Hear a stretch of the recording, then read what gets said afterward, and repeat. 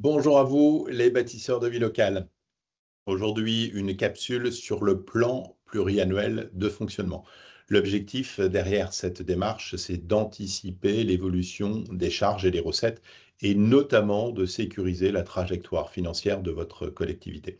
Alors, en stratégie financière, on parle souvent du PPI, plan pluriannuel d'investissement, sans doute parce que c'est ce qui va matérialiser le projet politique d'un mandat.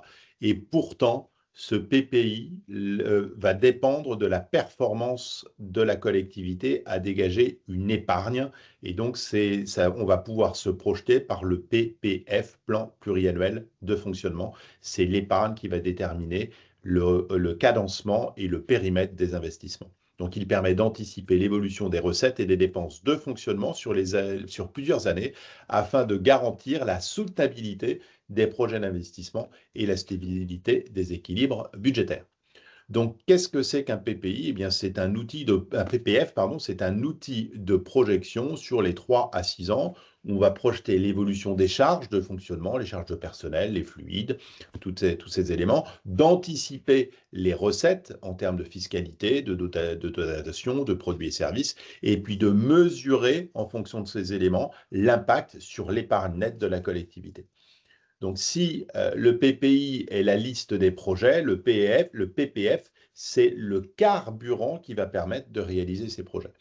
Sans un PPF solide, les investissements prévus restent fragiles car ils reposent sur des recettes incertaines ou une sous-estimation des charges. Donc, c'est vraiment la base dans la stratégie financière, c'est vraiment de commencer par le plan pluriannuel de fonctionnement.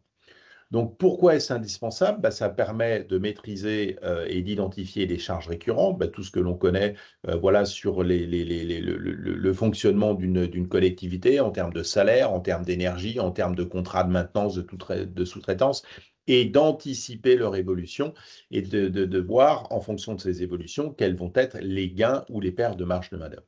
De sécuriser l'autofinancement, et ça c'est vraiment la base de tout, parce que c'est ce qui va permettre voilà, de déterminer le cadencement et le périmètre des investissements, d'anticiper les réformes.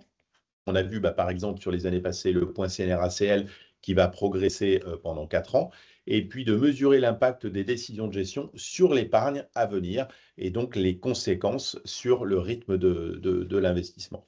Donc, quelles données à intégrer? Eh bien, on va prendre les principales recettes comme les dépenses, mais en termes de charges de personnel, quelles sont les décisions prises par la collectivité de recruter ou de ne pas renouveler une personne, mais aussi les décisions extérieures, notamment comme le point CNRACL que j'indiquais tout à l'heure. Toutes les charges, du coup, à caractère général, entre les fluides, les entretiens, tous ces différents éléments, les subventions qui sont versées, que ce soit aux associations, aux CCAS ou aux différents syndicats intercommunaux. Et puis en face, on va avoir les recettes avec les produits fiscaux, comment les bases évoluent, est-ce qu'il y a une dynamique foncière ou pas, quelles vont être les évolutions des dotations. On sait que ça a plutôt tendance à se tasser, peut-être un peu moins sur la DSR, mais sur la DSU, c'est le cas. Et puis les tarifications sur les produits et services.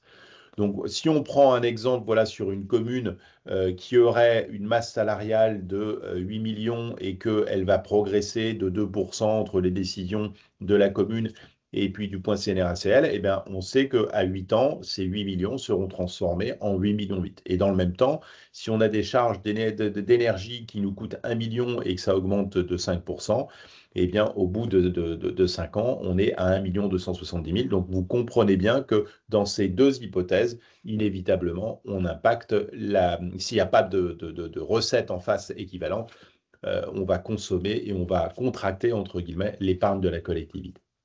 Donc, comment mettre en place un PPF efficace? C'est s'appuyer sur l'historique, donc d'où l'importance de la rétrospective que l'on a vu précédemment, pour analyser sur les 5 ou 6 dernières années, pour identifier les tendances en termes de masse salariale, d'énergie, de fiscalité, et de ne pas oublier l'impact des relations aussi avec l'interco et notamment les projets de transfert de compétences. Se projeter avec prudence, mieux vaut retenir des hypothèses prudentes, je n'ai pas dit attention prudente excessive, mais de prudente en termes d'inflation, de fiscalité, que des scénarios trop optimistes qui obligeraient à rectifier le tir et à avoir entre guillemets des frustrations. Construire plusieurs scénarios un central et puis un optimiste et un prudent, et de voir en fonction de ces éléments quels vont être les arbitrages éventuellement qui devront être réalisés. Et puis mettre à jour chaque année le PPF, c'est vraiment des outils qui sont vivants et qui doivent être adaptés à la situation et à l'évolution de la situation. Donc le PPF, c'est vraiment la démarche pour sécuriser la stratégie financière à long terme de votre collectivité. Pourquoi? Parce qu'il anticipe l'évolution des charges et de ses incidences sur l'épargne. Il donne pour ça donc une visibilité claire aux élus et aux partenaires sur la trajectoire de la collectivité. Donc sans un PPF solide, le PPI n'est qu'un vœu pieux. Avec un PPF bien construit, la collectivité se dote d'un véritable cadre de gouvernance financière.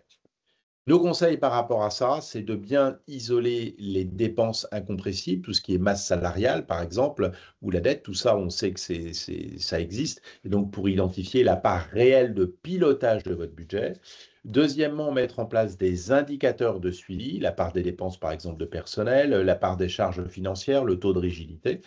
Troisième point, c'est d'articuler le PPF avec le PPI. Les deux plans doivent dialoguer en permanence car l'épargne du fonctionnement conditionne la capacité d'investissement et l'investissement peut impacter dans les gros projets le fonctionnement. Et puis, je rappelle surtout que le métier de base des SFP, c'est d'accompagner les collectivités dans leur stratégie financière. Et n'hésitez pas à demander le livre blanc donc sur la maîtrise des finances locales et puis les autres livres blancs qui vous sont proposés dans le cadre des élections municipales 2026. À bientôt pour une prochaine capsule.